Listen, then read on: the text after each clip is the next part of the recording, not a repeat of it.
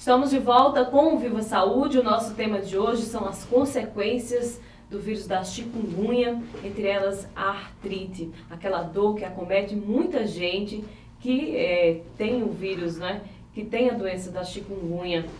E o Dr. Marcos Ivanovich é o nosso convidado de hoje. Já falamos sobre os sintomas, as causas, algumas consequências e as formas de tratamento. Vamos agora falar especificamente dos idosos, esses que são os acometidos de uma forma mais precária, mais forte, né?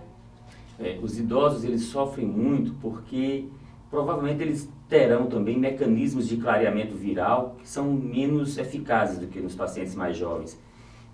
Além disso, essa condição, às vezes são pacientes que são cadeirantes, pacientes que têm outras doenças como diabetes, a hipertensão, consomem uma série de outros medicamentos, que podem ter, portanto, outras doenças concomitantes que já lhe tirariam, às vezes, até a própria independência, e agora eles estão acometidos de uma doença viral que os incapacitam de forma muito efetiva. A doença é muito intensa em promover dor e limitação.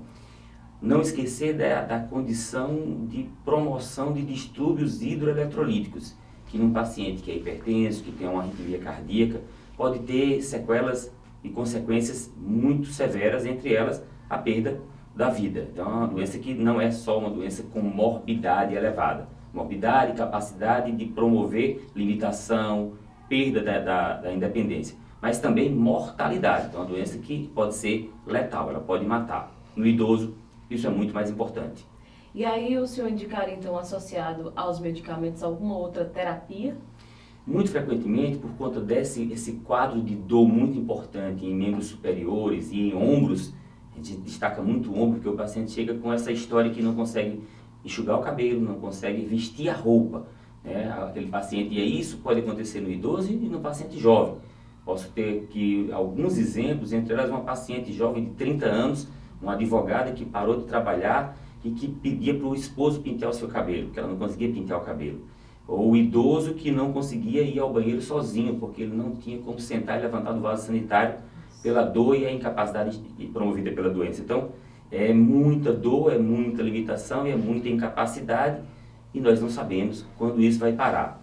Em relação à história do ombro, muito importante o suporte fisioterápico em alguns pacientes. Então vão tomar os remédios, vão ter alívio das suas dores, mas precisa muito frequentemente de alguma ajuda, de um suporte fisioterápico, principalmente no idoso. Esse suporte ele pode fazer a diferença entre o tempo de restabelecimento do paciente.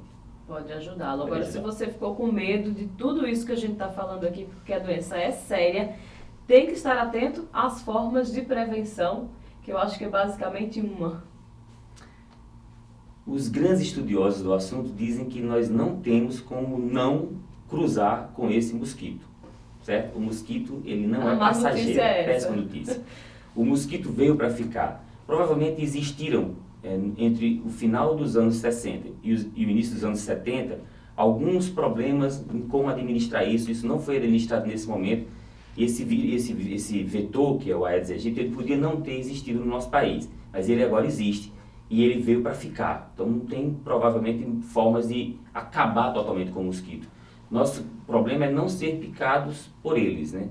Por esses mosquitos que estão mais ao nosso redor no período diurno, né? Onde nós estamos menos preparados ou antenados ou ligados na presença deles. Então usar repelentes, existem diversas formas de repelentes, né? Evitar ir em casa, proteger a sua casa, telas, isso pode ser, evitar, e é a coisa mais importante que tanto se fala a questão do controle epidemiológico, do controle dos focos do mosquito, né? E aí os grandes experts também dizem que nós estamos com mais de 85% de nossa população vivendo em centros urbanos, e nós impermeabilizamos os solos desses centros urbanos e não tem como não juntar água nos centros urbanos. Então nós não temos como não conviver ao longo dos próximos anos sem esse mosquito em nossa vida.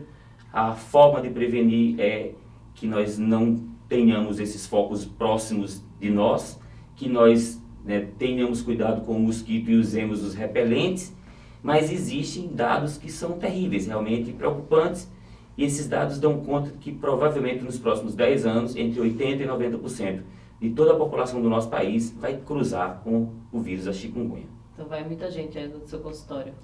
E eu vou ter que estar preparado, e os reumatologistas, como eu falei no início da nossa entrevista, terão que abrir as portas dos seus consultórios para estes pacientes. Os infectologistas não conseguirão cuidar deles integralmente sozinhos. É muita carga para o nosso colega infectologista. Nós estamos aqui com uma força-tarefa para dar a mão e socorrer os nossos pacientes. Com certeza, tem que ter muita atenção às consequências que às vezes você pode nem imaginar, né? Estou com chikungunya, mas mais para frente coisas piores podem vir, seja idoso, seja criança, seja adulto. Não tem discriminação quanto a isso, né? Não. Todos podem ser acometidos. O vírus não escolhe. E preste atenção aí na tua casa para que o vírus, para que o mosquito, né, não se instale aí próximo de você. Doutor, muito obrigada. Pode deixar um recado para os nossos telespectadores. Obrigado à TV Assembleia, é sempre um prazer estar aqui com vocês e eu me coloco sempre à disposição para dúvidas, perguntas, no meu consultório, na universidade. Eu estou aqui para ajudar aquilo que for preciso com informação, que eu acho que é uma arma terapêutica espetacular, conhecimento e informação. Muito obrigada. E você que esteve comigo, obrigada pela sua companhia. Até o próximo programa.